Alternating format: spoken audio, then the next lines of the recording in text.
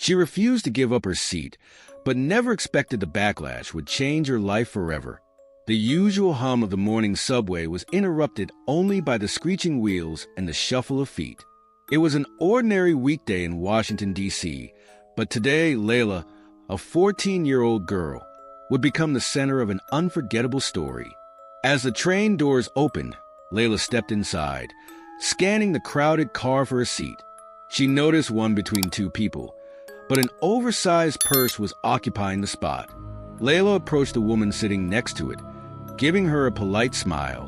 "Excuse me, may I sit here?" she asked. The woman barely glanced up. "It's taken," she snapped, pulling her purse closer. The atmosphere shifted. Passengers exchanged uncomfortable glances, but no one spoke. Layla didn't move. "There's no one sitting here," she said, her voice calm but firm. The woman's voice rose. "Find another seat." Layla stood her ground, her posture unwavering. It wasn't about the seat anymore. It was about what this moment represented. She wasn't backing down. The subway car had transformed into a stage. Layla had no idea, but someone was recording. A man nearby finally spoke. "What's going on here?" The woman, now visibly irritated, shot him a sharp look. "It's my seat," she said defensively. Passengers shifted uncomfortably, sensing the tension building. Layla stood tall, her backpack still over her shoulder, waiting. Time seemed to slow down as the train rattled through the tunnels. The moment felt frozen, charged with something bigger than the small dispute over a seat. The woman, Cynthia, wasn't backing down. "Why are you still standing here?" she demanded. Layla took a breath, her fingers gripping her backpack strap. She didn't respond immediately, but took a step back to give herself space. A young man across the aisle began recording on his phone. Cynthia noticed and snapped, "You're recording this? For what?" "For accountability," he replied casually. "People should see this." The tension escalated. A woman in scrubs finally spoke up. "It's not about the seat. It's about how you're treating her." The shift was palpable. Cynthia's face reddened as she scanned the car, looking for support. She found none. Layla stood quietly, her determination growing. "I didn't mean to cause trouble," Layla said softly, her voice steady despite the rising tension. Cynthia sneered. This generation, no respect, always playing the victim. Layla didn't reply, but the young man with the phone wasn't done. "You're the one making a scene," he said loudly. "Just let her sit." As the train reached the next station, some passengers got off, and more stepped in, their eyes quickly drawn to the standoff.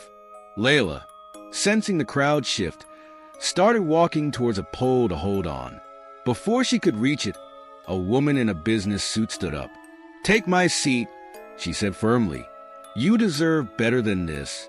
Layla sank into the seat grateful, but the story wasn't over. As the train moved forward, the tension lingered.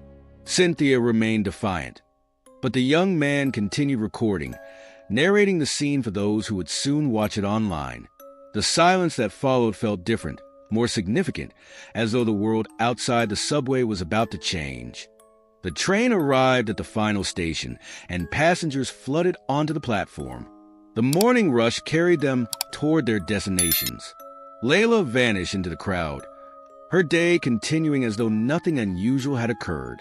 Cynthia hurried away, clutching her purse tightly, unaware of the storm brewing online.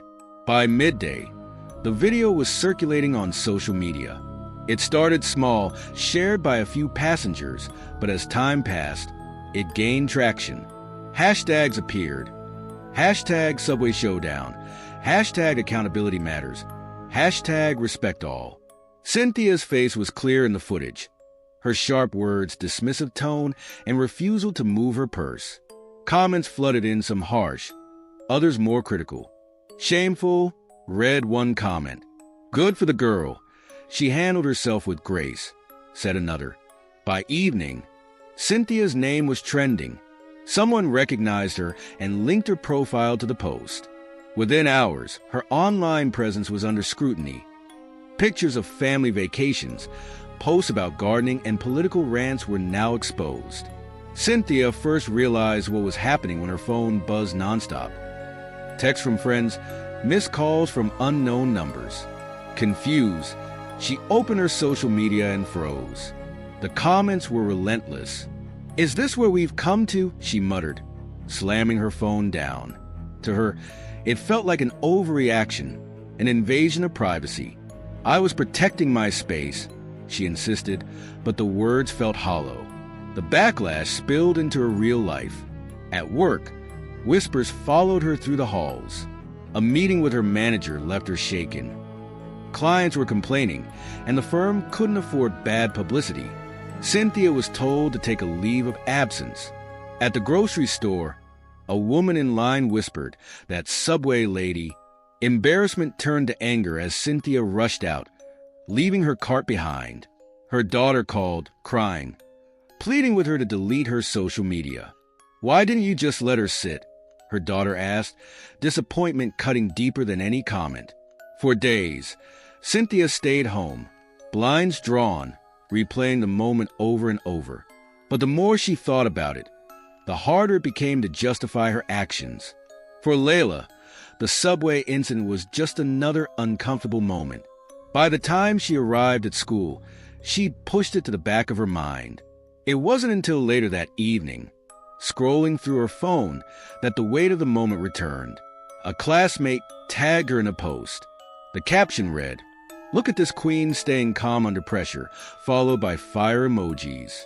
Layla froze as a video played.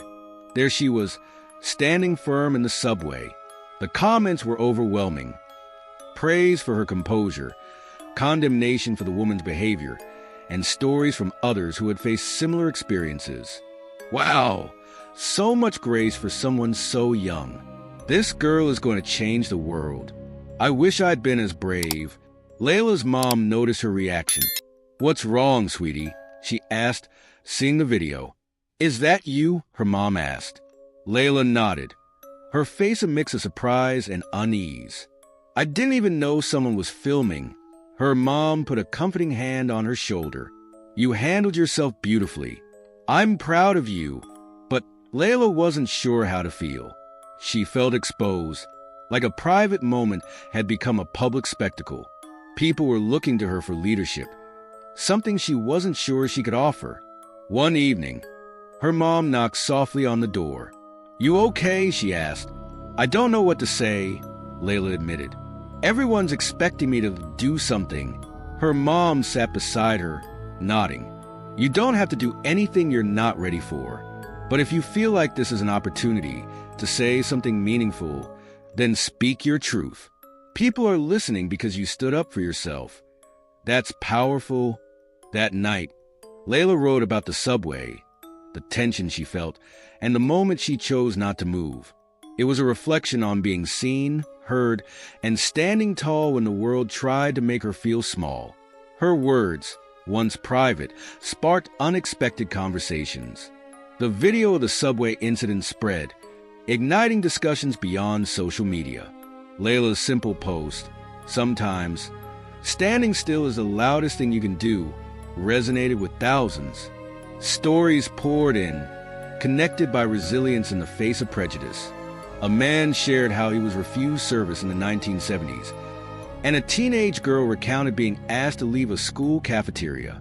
Cynthia watched the growing accountability, and after reading those stories, something inside her shifted. One day, she saw a video of Layla at a local event saying, "I didn't want to be a symbol, I just wanted to sit." But sometimes, what we want doesn't matter as much as what we need to do. Cynthia, reflecting on the subway encounter and her own biases, reached out to Layla through a mutual contact. Layla agreed to meet, making it clear that forgiveness wasn't the same as forgetting. Their conversation, though brief, planted the seeds of understanding. The real change was in the ripple effect their story created, pushing others to confront their own biases and take steps toward a more inclusive world. Layla's words became a touchstone for those wanting to challenge prejudice. Her story was featured in local papers and national shows, but she always said it wasn't about making a statement. It was about standing in my truth. Cynthia's path forward was quieter. She attended workshops on implicit bias and volunteered at a community center. One day, while organizing books, she found a notebook of stories, including Layla's. In those words, she saw the courage to stand still and realized the power of facing one's reflection. At a community event, Layla read a new piece about courage. Looking out at the crowd, her eyes met Cynthia's, and the older woman gave a small nod. It wasn't much, but it was enough. Layla's story continued to grow, proving that the smallest actions, the quietest stands, and the simplest truths can ripple out and make a difference.